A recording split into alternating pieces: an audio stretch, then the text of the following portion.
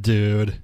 Brian King joining us for our second edition of the Micro Brew episodes. Brian is here to talk about his show on Showtime, The Chi. How you doing today, Brian? Good, man. Thanks for having me. Yeah, man. Thanks for hopping on this. It's a pretty cool thing. It's pretty crazy. You're on Showtime's The Chi. Just wrapped up season 1. What's that been like? Oh, it's been unbelievable. It's kind of surreal. I'm from Chicago, born and raised, so it's kind of like even, I don't know, I guess when you dream up this whole like acting thing to do a show about your hometown, in your hometown, and it's not like, it's doing something for the better, It's really exciting, man. I couldn't be more proud of it. Yeah, and being in the Midwest as well, I can, it seems like there's a lot of cool things that happen in Chicago. I'm only about 3 hours away, and I've spent some good amount of time there, usually checking out like the various music venues and things like that. Right. Where are you at? I'm in a place called Fond du Lac. It's about an hour north of Milwaukee. Yeah, man. I've done stuff in Green Bay before, and I had to drive through it. Yeah. Green Bay is I'm in really like the sweet spot when it comes to like big cities in Wisconsin. I'm about an hour and a half away from Green Bay, hour away from Madison, hour away from Milwaukee. So it's a pretty good area to be in. And Chicago is a lot of fun, and there's a lot of cool stuff, especially with like the music scene and everything like that. But your show kind of focuses on a side of Chicago not too many people might not be familiar with. Yeah, it's on. Our show's about the South Side of Chicago, and I think when you say that to people, it has a negative connotation in the world, and I think that's because of the way the media kind of portrays it. And there hasn't been great things happening on the South Side of Chicago, so I get it. But I think all you hear about are these killings and guns and violence, and our show, puts a microscope over that to show you that, maybe there are these killings, and these murders, but they have a ripple effect through the whole community, and the whole community isn't violent, and it isn't everyone, bearing guns and stuff. They're real people just like us with dreams and challenges just like us. Excuse me. They might have a few more different obstacles than we have, but I think our show shows you that, everyone has barbecues everywhere, and everybody, goes to school and has the same homework problems and friends problems and stuff like that. Yeah. So growing up in Chicago, how aware were you before you took on this project of kind of the South Side of Chicago? I'm actually from the South Side of Chicago, okay. But I'm like on the other side of kind of like, I grew up just west of like that, where we're kind of like talking about in our show. But, I definitely was aware of all that, even being that close to it. I think what a lot of people ask me since, I've done the show, what I've really learned and taken away from it. And I just truly, what I take away and what I've learned for the last year is that, again, I think we have a perception of people in bad neighborhoods or what bad neighborhoods are. And I think they just have same dreams and same things that we have. It's really just no different. They, we all want to be actors. We all want to be cooks. We all want to like be sports people, athletes. And I think there's just a little bit more of a challenge at times. But everyone has challenges, Yeah, absolutely. And it really puts a humanistic spin on it. And as far as, even in a sense of, what people in Wisconsin are familiar with, the football player Donald Driver. He kind of grew up in a rough area, but he had dreams of being a football player. And just because, the phrase, the product of your environment is not that accurate as people think. Yeah.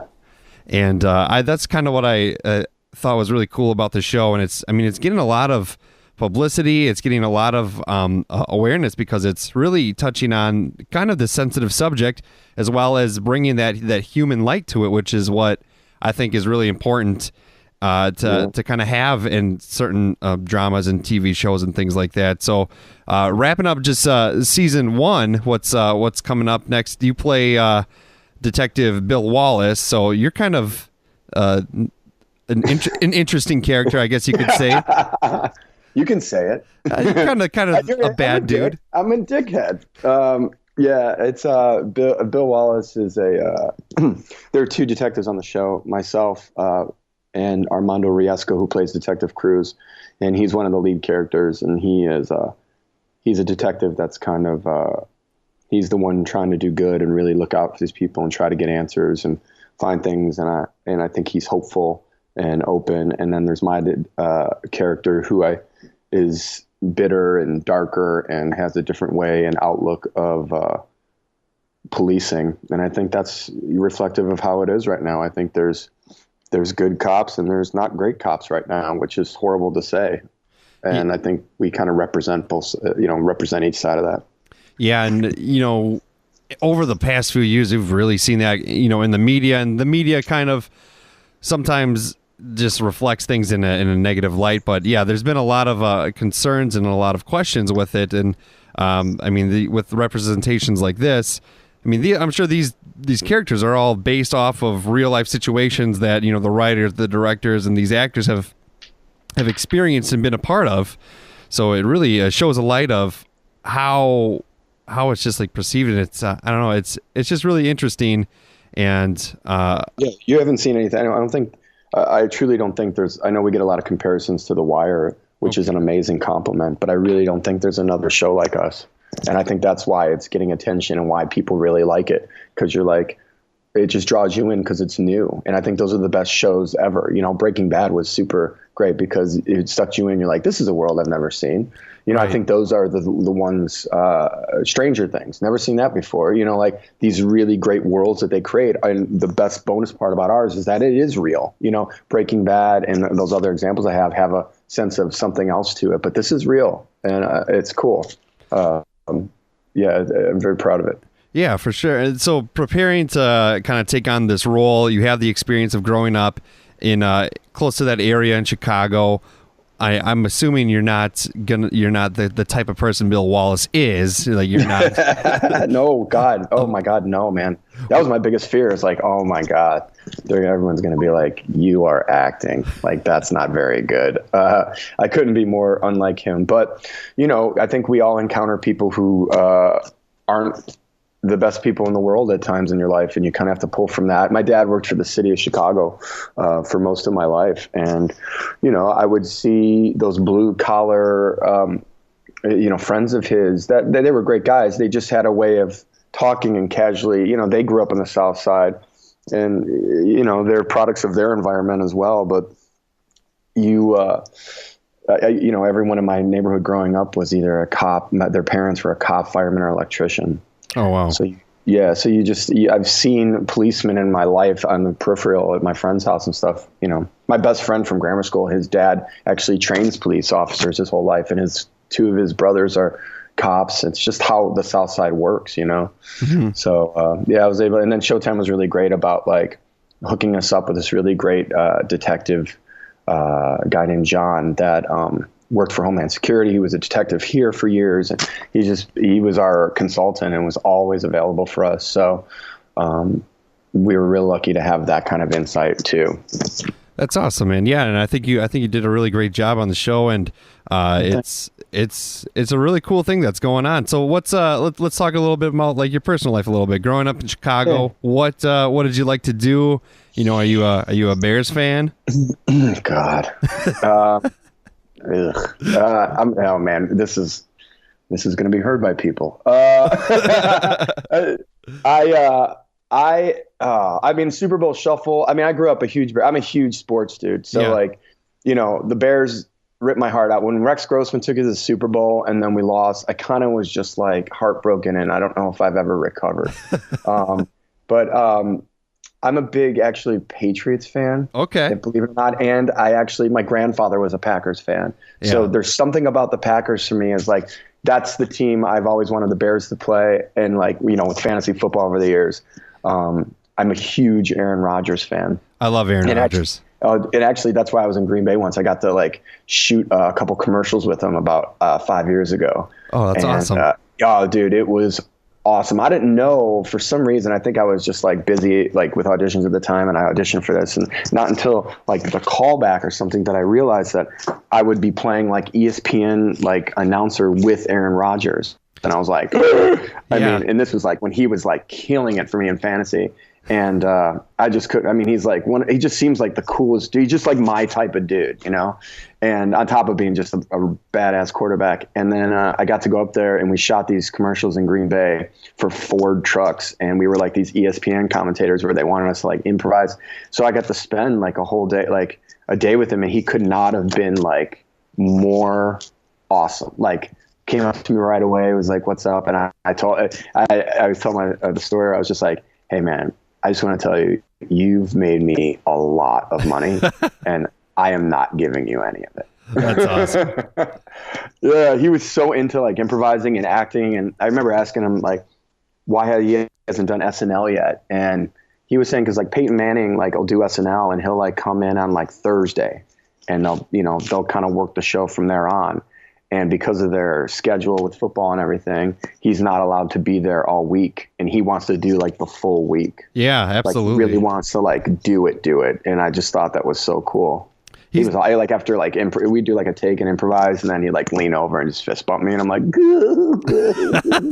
that would be a dream come true. That would, yeah. Oh, dude. At one point he was like, so Brian, you got a lot of good restaurants in Chicago. And I was like, oh yeah, man. Like, yeah. And I live in this neighborhood, and I was talking, and I was just like, oh my God, please just be like, hey, next time I'm there, let's go like grab beers. And it didn't happen. I was just like, I'm like trying to like it was like weird. It was like flirting with a girl, but you're like not, and it's Aaron Rodgers, and you're like, please ask me on a date. Yeah, absolutely. I can understand that fully.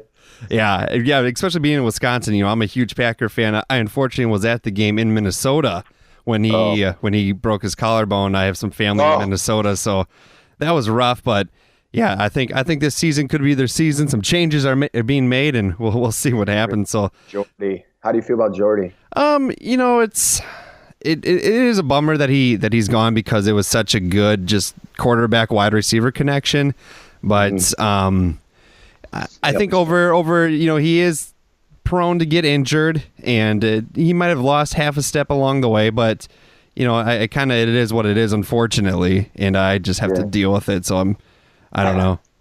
Are you a Bucs fan?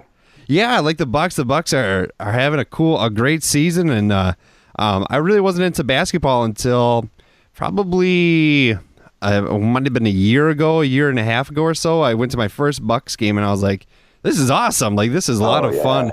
And, they have Giannis Antetokounmpo is just, I don't know, man. He's the future GOAT, maybe. Who knows? He could be the next LeBron. He is ridiculous. I've always secretly been like a Bucs fan. Like, I guess it's because we're close, but I've always like, even as a kid, like I was obsessed with their like uniforms and the logo of like that deer. And it just, whenever they change it up, it looks cooler. It's awesome. Yeah, it's cool to be close to that city and close to that and everything. That's kind of what represents our state. Is we got the Packers, the Bucs, the Brewers, and of course all the beers that we have. Which the basis of the show here is we always try a different craft beer. A lot of times it's from Wisconsin. So have you ever had the opportunity to dive into any a Spotted Cow or anything like that? I have had Spotted Cow. It's not bad. I used to be. You're going to kill me. I'm not a huge beer drinker. That's I used to be a big beer drinker. And then like when you're drinking like 38 Miller Lights, that's when you're like, I should probably switch to something. Yeah, absolutely. It's like Miller Lights was just like, I was with my buddies last night, and I'm still like just watching them like pound Miller Lights for hours. You're just like, man, how do you do that? But I have had the Spotted Cow is great. I'm a big Lake Geneva guy. Okay. And I used to be a huge Door County guy.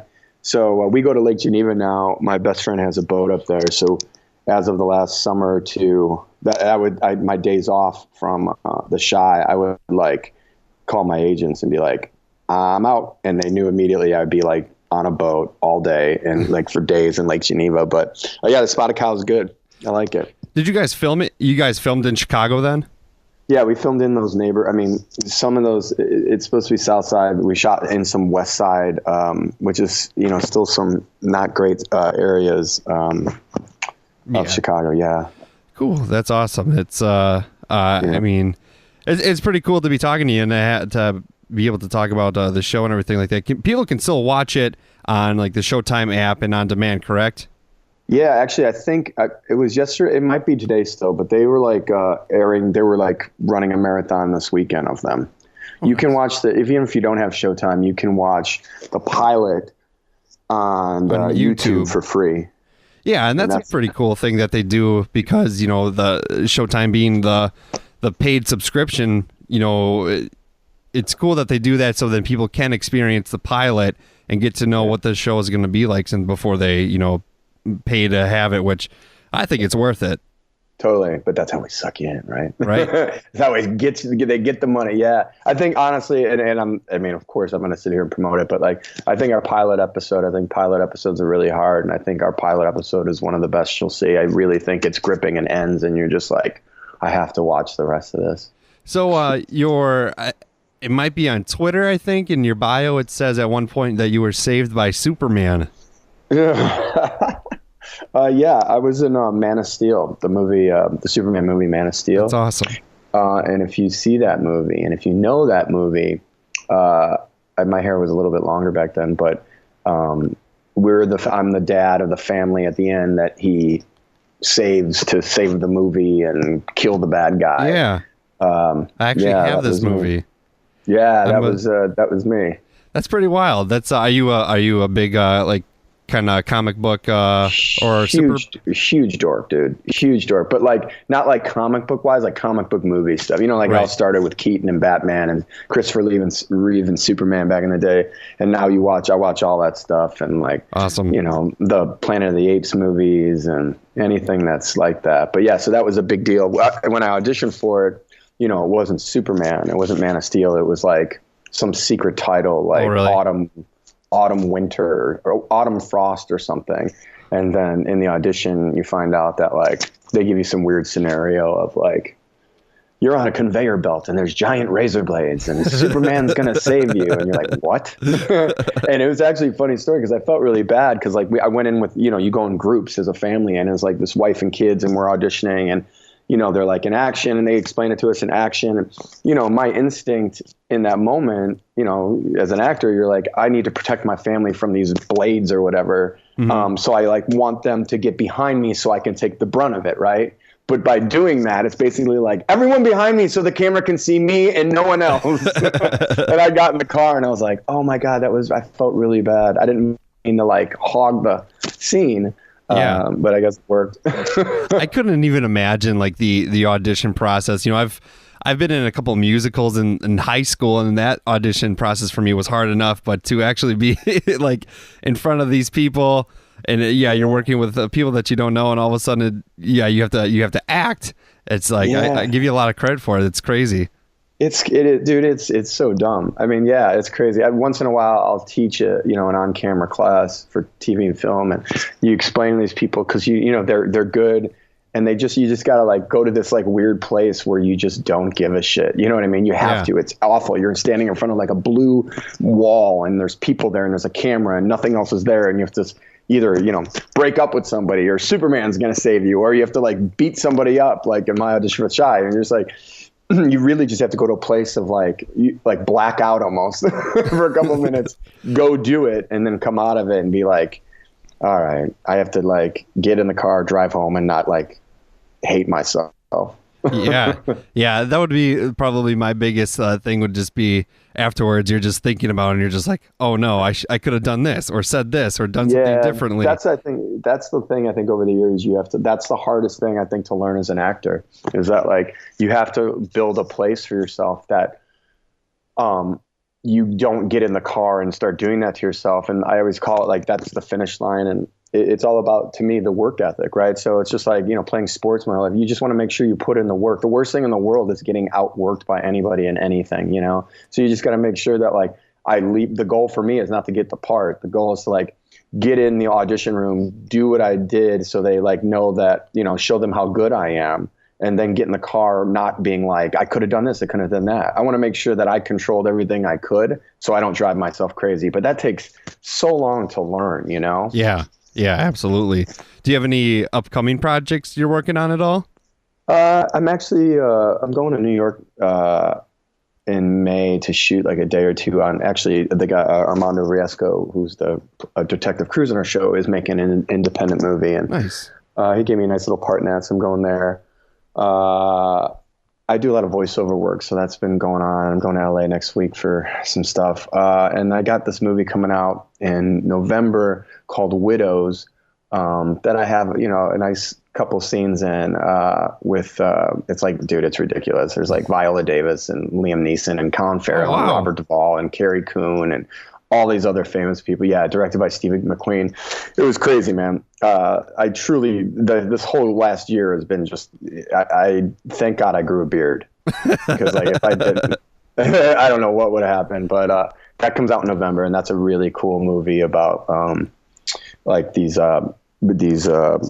heist guys who can't continue their last heist, so their wives, the widows, pick it up and finish it for them. Wow, that's awesome. That sounds pretty awesome, dude. That's yeah, man, it's cool. I mean, just how nuts is it? Like, really, like, you walk onto these sets and you just look around and you're just like, holy shit! Like, I'm here. I am with working with these people and doing these cool things. That's just got to be like just so many moments that you just really soak up, and it's just got to feel amazing. Yeah. Well, it's like, you like bring an extra pair of like boxers because you're just pooping your pants the whole time. But it's like truly, it's a hard time. I'm trying to get better at enjoying it, because you're so in like, don't fuck it up, don't fuck this up, don't fuck it up, don't get fired, mode, right, that it's hard to take in. And, finally this year, I think having something that was so regular got you in that zone. Because mostly as an actor, you show up on TV shows, you get an episode here, or you get an episode on that here, or you do this film for a day. You never get to like be part of the crew and make friends with everybody. And, be like, I grew up playing sports. I love the team aspect of things, you know. That was really great and cool. And then, when I walked in the trailer, My Days to Shoot, and Viola Davis is sitting right there, and you're just like, okay. Like, I shut off and I just go into like whatever. Like, we got the set in Colin Farrell for rehearsal, and Colin Farrell shows up in like a button-down shirt with no shirt underneath and like, workout pants. And I'm just like, I'm Brian, nice to meet you. You just feel like you just want to stay out of the way. I don't want to be someone who's like, I have a staring problem. So I'm just going to like try to be cool and disappear. And later on you're like, God, I would have, whatever. There's this great guy on the movie though, on Widows, that amazing actor. He's in Orange is the New Black. He was in like True Detective. You look at his IMDb, he's in everything ever. I play his partner. We're detectives in the movie, and his name's Michael Harney. And dude, he could not have been more of like, I've been doing this for a long time, and he's the first time I felt like I had some sort of mentor for like 10 days, where he just talked to me about the business and acting and all these wonderful like tips and stuff. And like, that's when I get more like awestruck, and like, those are the things, the big stars, you'll sit there and be like, okay, cool. There's no way that I'm going to be like, hey man, you want to get away? It's just like, it's those people that are like down to earth and like you spend time with, and you're just listening and learning, that I like, freak out about. But, absolutely. Yeah. It's always cool when you have, those people that come in that know the craft and can really help you out, because at one point everybody's been at the same starting point, like looking to really learn the craft and things like that. So once people really do it for a long time, maybe get known a little bit, they see something in somebody and they're like, yeah, let's work on it a little bit, or let's craft a little bit better. So that's a pretty cool thing. Yeah, it's like, team, I really truly think that like, if there isn't, I always tell like, if I do teach a class, it's like, we're all in this giant building called Acting Incorporated. So we're kind of all on the same team. I think it's up to us to like, if I'm working more than these people are right now, I need to buy drinks for everybody. You know what I mean? It's like, we're in this together. And anytime I used to work in advertising years ago. I used to write commercials, and I was so lucky to have two, like, over the course of time, like two mentors. And I think in anything, a mentor is like super helpful. But I think they taught you to like, and I like this guy, someone taught him one day to pass it on and like whatever. And I think it's just important, Yeah, absolutely, man. Well, I really appreciate you doing this. And it was it's a lot of fun to learn about these projects and to watch these shows. And The Chi, if anyone hasn't seen it, like, tell them why they need to watch it. Because I said so. No, because it's because we'll find you and hurt you. You don't want to meet really Bill great. Wallace. Yeah, you don't want Wallace on your case. It's I just think you'll enjoy it. I think we like real things, and I think it's a very real story about real people that we can all relate to. We sit here and talk about like bad neighbors and whatever. That's bullshit. I think we are all people, and we all have the same problems, and we all need to share and connect more. So I think this brings us all closer. I think it looks really great, and the music's really awesome, and yeah, season 2 will be awesome. So you got to get season 1 now. Absolutely. Before this is like the biggest thing and everyone's talking about it. It's taken off pretty quick. So yeah, you definitely don't want to get behind on it and watch the show and enjoy it. For sure. So are you drinking a beer right now? I'm not. I usually do. We usually, when I have people on, we do the same beer. Usually I have another person in the room with me. So the last beer I had was from Montana. It was called Moose Drool. It was pretty good though. Nice. Yeah, so it's good, but I mean, usually I think in the next that'll be an episode that's coming up soon. But I don't know. It's I like to enjoy the beer with the people, like, over, even if I'm doing it over like Skype or something like that. Yeah. Sometimes it's harder for them to find the same stuff that I'm looking for. So, oh, right. Yeah, but yeah, sometimes I'll drink alone in my room, but today we all do. Oh, dude, we all do. But yeah, man. But yeah, anytime you're in Wisconsin, feel free to hit me up and maybe we can go have a beverage. Yeah, for sure, dude. For sure. All right, appreciate it. Yeah, man. Yeah, thanks so much. Pew Pew Audio. Goodbye, everyone.